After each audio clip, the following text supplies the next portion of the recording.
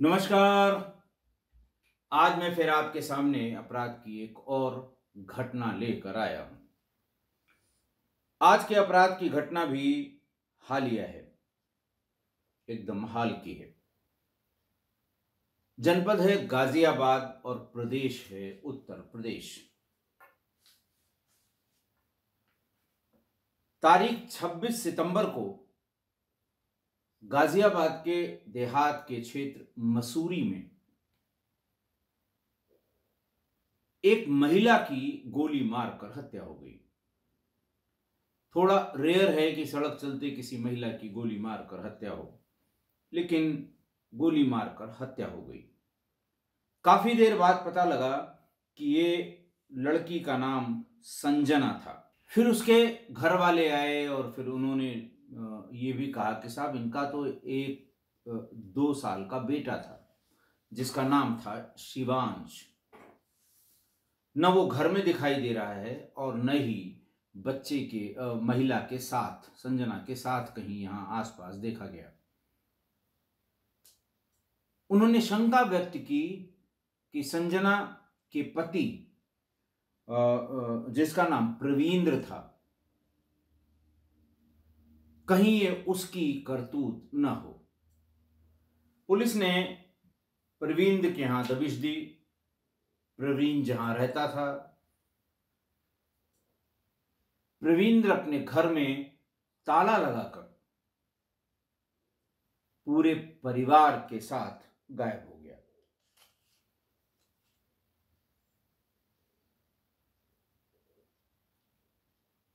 प्रवीण के साथ उसकी मां सतेंद्री और दूसरी पत्नी शालू चौधरी।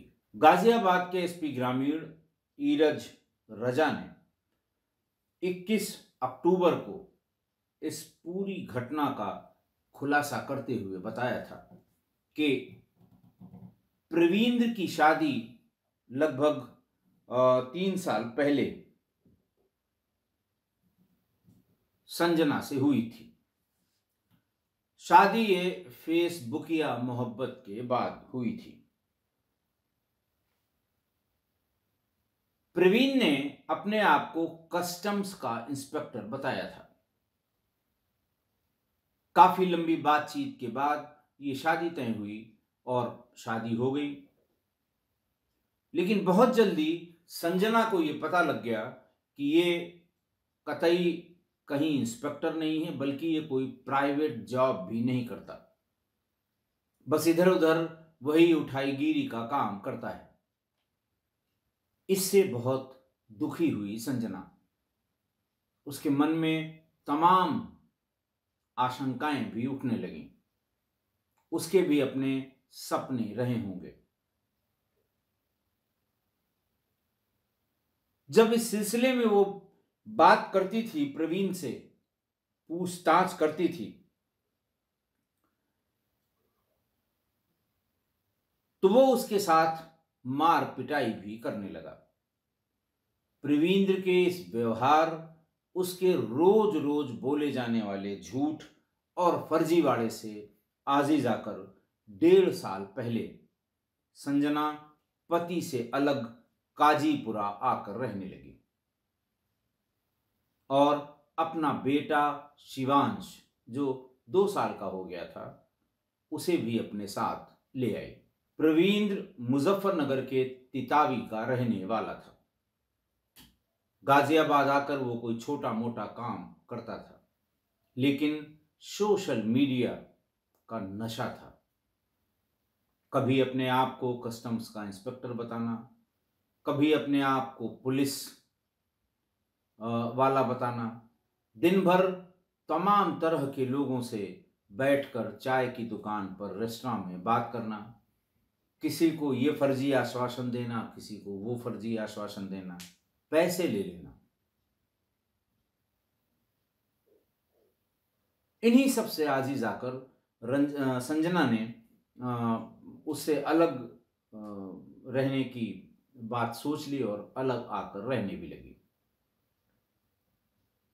प्रवींद्र के लिए बहुत अच्छा हो गया, सारी झंझट से मुक्त, अकेला मां के साथ रहने लगा। फिर वही उसने कांटा फेंकना या चारा फेंकना शुरू किया फेसबुक पर। धीरे धीरे नई मछली फंस गई, जिसका नाम शालू चौधरी था।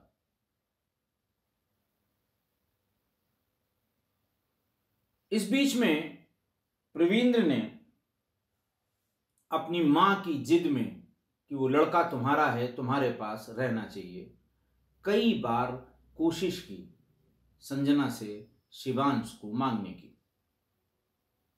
कई बार ये अपने 2-4 दोस्तों के साथ भी गया, लेकिन मोहल्ले में एक नहीं चली और वो शिवांश को अपने साथ नहीं ला पाया। आजिज आकर उसने मेरठ के एक असलहा तस्कर से 55,000 रुपए में एक पिस्टल ली और फिर इस बात का वेट करने लगा कि कब ये अकेले कहीं मुझे सड़क पर मिल जाएगी।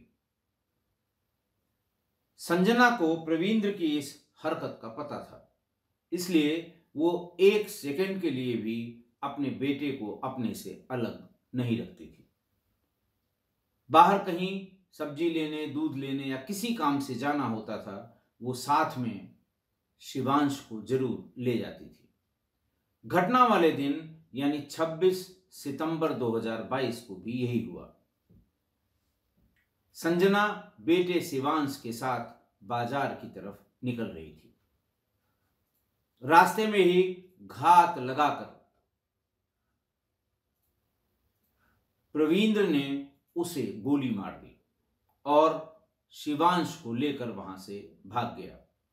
सीधे घर पहुंचा, अपनी मां सतेंद्री और नई पत्नी शालू चौधरी के साथ वहां से निकल गया और फिर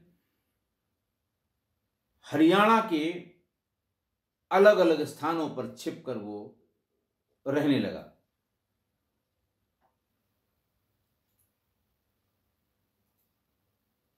बच्चे के साथ बार बार भागने में, इधर उधर जाने में उसे दिक्कत हो रही थी। जब वो मां और अपने पत्नी के साथ नहीं रहता था, रखता वो अपने पास ही था। पुलिस ने जब तलाश तेज की तो बच्चे को वो आरडीसी में जाकर अपनी दूसरी पत्नी को उसने सौंप दिया कि इसे संभाल के रखो, हमें कुछ दिन और भागना पड़ेगा। बहरहाल पुलिस ने ढूंढ निकाला।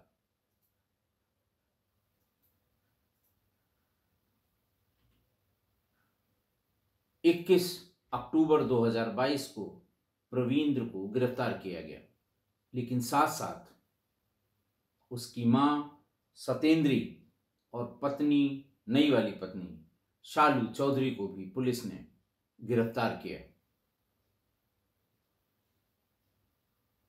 अपहृत को अपने कब्जे में रखने, बार बार उसकी जगह बदलने में सहायता देने और पुलिस को इसकी सूचना न देने पर इन दोनों महिलाओं को भी गिरफ्तार करके जेल भेजा गया। आज की घटना, संजना और प्रवींद्र की शादी फेसबुकिया प्यार में घटने वाली हर रोज की तमाम घटनाओं में से एक घटना है। हर दिन कोई न कोई लड़का या लड़की फेसबुक, इंस्टाग्राम या तमाम सोशल मीडिया साइट्स पर या तो ठगी जाती है या छली जाती है।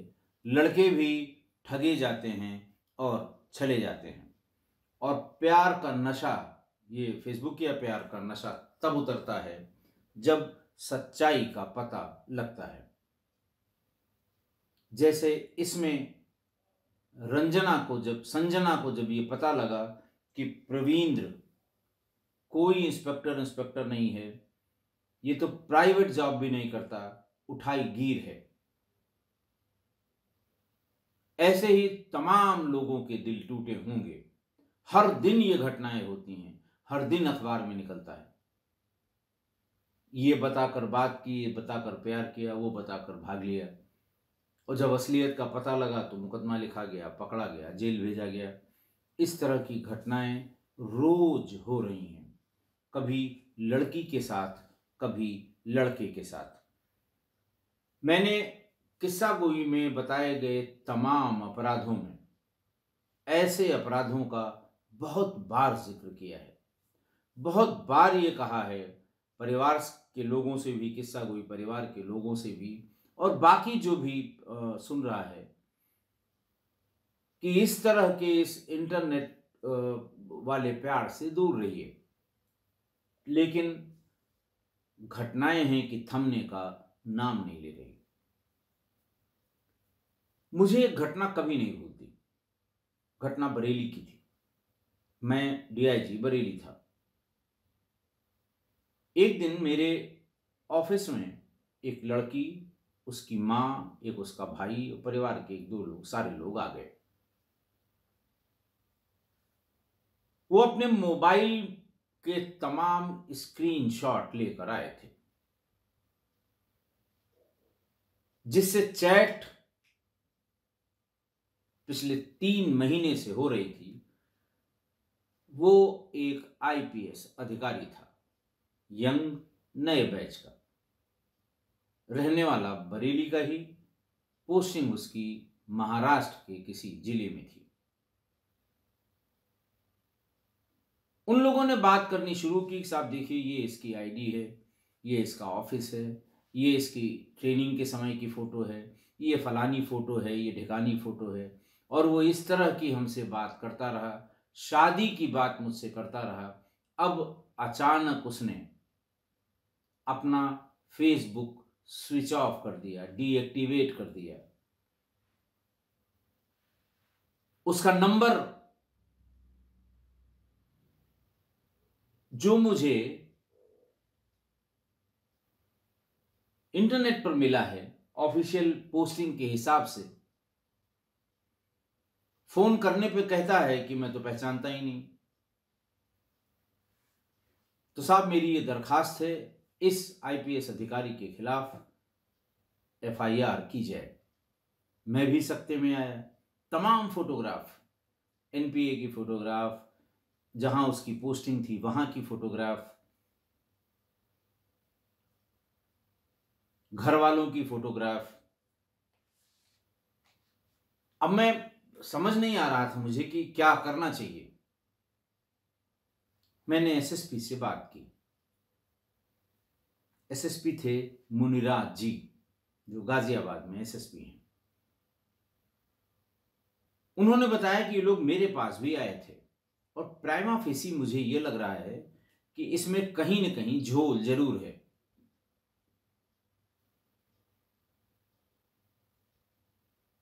उस अधिकारी का नंबर महाराष्ट्र का पता किया, मैंने खुद बात की, लेकिन उसको बेचारे को कुछ कतई दूर दूर तक कोई आइडिया नहीं था। मुझे लगा कि अगर ये एफआईआर लिखवाने में कामयाब हो गए, भाई मान लिया हम मना कर देंगे, कल को ये कहीं और जाएंगे, ऊपर जाएंगे, पॉलिटिकल आदमी के पास जाएंगे, आदेश हो जाएगा एफआईआर करिए, तो इसका कैरियर खराब हो जाएगा। ये साबित करते करते परेशान हो जाएगा, साहब ये मैं नहीं था, कोई और था। मैं बताता रहा कि ये फर्जी आईडी लग रही है फलान, लेकिन वो लड़की न मानने को तैयार कि शादी तो मुझे इसी से करनी है, इसने वादा किया है, और इसे मेरे पूरे परिवार के बारे में जानकारी है, मेरे घर, मकान, दुकान, सब चीज की जानकारी है। मैंने उससे बात की जहां पोस्टिंग थी। उन्होंने कहा तुम कब आ रहे हो बरेली, आ जाओ, इस मामले को देखा जाए क्या है, कहां से कौन फ्रॉड कर रहा है, वरना अगर कहीं से भी आदेश कराया तो बिना बात के नुकसान उठाना पड़ेगा, तुम्हें बदनामी होगी, नुकसान कुछ नहीं होना है। वो बेचारा आ गया 3 दिन बाद। मैंने उसको सारे स्क्रीनशॉट्स की प्रिंट दिखाई। बोले साहब मैंने शक्ल ही नहीं देखी कभी, फेसबुक पे मेरी किसी से इस तरह इस नाम से इससे बात नहीं हुई। तो मैंने कहा ये फोटोग्राफ, बोले साहब फोटोग्राफ सब हमारे फेसबुक पर है, ओपन है पब्लिक के लिए, कोई भी डाउनलोड कर सकता है। वो किसी ने डाउनलोड कर लिया है, करके ये आईडी बना दी है।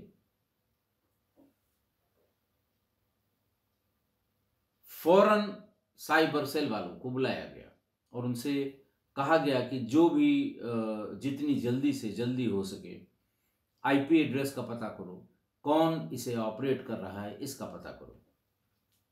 1 हफ्ते लग गए, लेकिन असली लड़का मिल गया। वो उस लड़की के मोहल्ले में ही रहता था। उसका वो मोबाइल और उसका लैपटॉप दोनों सीज किया। उस लड़की को बुलवाया कि ये आईडी है, ये लड़का है, ये तुम्हारी सारी चैट्स हैं, तुमने तो बहुत थोड़े से 5-7 स्क्रीनशॉट दिए थे, ये लो पूरी तुम्हारी 3 महीने की चैट इसमें बची हुई है, सेव है। तब जाके उस लड़की को यकीन हुआ कि वो एक ट्रैप में, एक भूल भुलैया में फंस गई थी। फिर उसने मुकदमा लिखवाया और उस लड़के को जेल भिजवाया।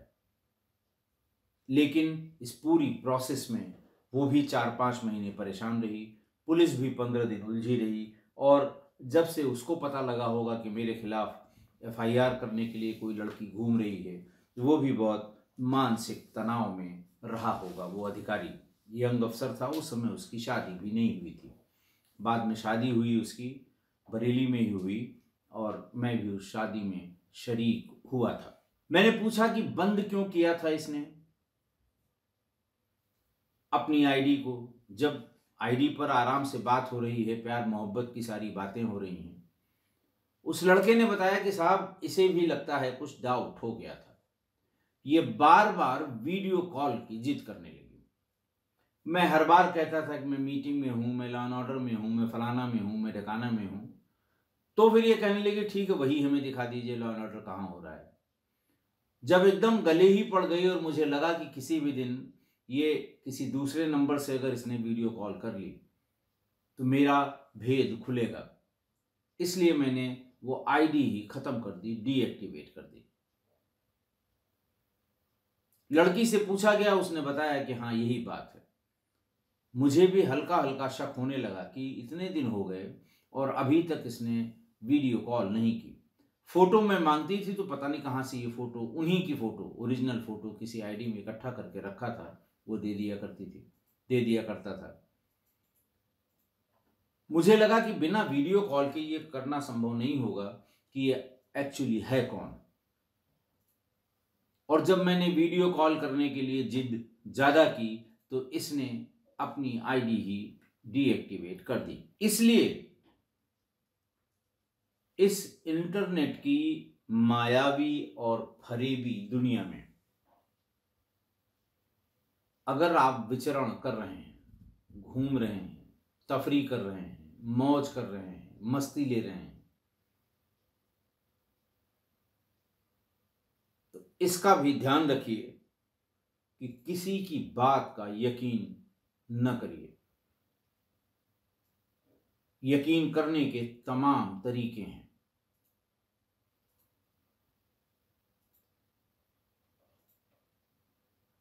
जब तक आप अच्छे से यकीन न कर लें तब तक एक भी कदम आगे मत बढ़ाइए। सुसाइडल हो जाता है या फिर वो होता है जो संजना और प्रवीण के साथ हुआ। ऐसा नहीं है कि संजना ने कोशिश नहीं की होगी जानने की, लेकिन प्रवीण और शातिर निकला। उसने जो जो पूछा होगा सब बताया। आई कार्ड उसको दिखा दिया था उसने, एक फर्जी आई कार्ड भी बता दिया, एक वर्दी पहने हुए फोटो भी भेज दी। जब जब संजना ने कोई डाउट किया, उस डाउट के निवारण के लिए उसने कुछ न कुछ दे दिया, जिससे संजना को ये यकीन हुआ कि नहीं नहीं ये कस्टम इंस्पेक्टर है। और फिर शादी तय हो गई। शालू तो जेल चली गई, लेकिन उससे भी ये जाना जाना चाहिए था कि उसको क्या बताकर इसने, फिर वो भी फेसबुक या शादी थी, कि उसको क्या बताकर इसने फंसाया था, उसको क्या बताकर इसने बरगलाया था, उसको क्या बताकर इसने अपने वश में किया था या शादी की थी। इसलिए किस्सा गोई परिवार के अपने जो सुधी श्रोता हैं, जो हमारे परिवार के सदस्य हैं, जिनके लिए मैं इतनी मेहनत करके क्राइम की घटनाएं इसलिए लाता हूं कि वो क्राइम के तरीके, क्राइम के कारण, क्रिमिनल की मेंटलिटी, क्रिमिनल की साइकोलॉजी, इन सब को अच्छे से समझें, ताकि कभी उनके जीवन में इस तरह का कोई छल कपट अपराध न हो। मैं सिर्फ इसी को ध्यान में रख के, कभी पुरानी कभी नई, ये सब इस बीच मैंने आपको सब हालिया घटनाएं बताई हैं, ताकि इसे आप समझ सकें। और युवा जो भी किस्सा कोई परिवार में यंगस्टर्स हैं, लड़के हों चाहे लड़की हों, उनको मैं ज़रूर कहूँगा कि इस फरेब में, इस जो इंटरनेट की जो दुनिया है, इसमें 100 बार सोचकर कदम आगे बढ़ाएं, 1000 बार सोचकर कदम आगे बढ़ाएं। हर कदम पर धोखा है, हर क्लिक पर धोखा है। सावधानी हटी और दुर्घटना घटी। आशा है आप मेरी बात से सहमत होंगे। आज के लिए इतना ही। बहुत बहुत धन्यवाद।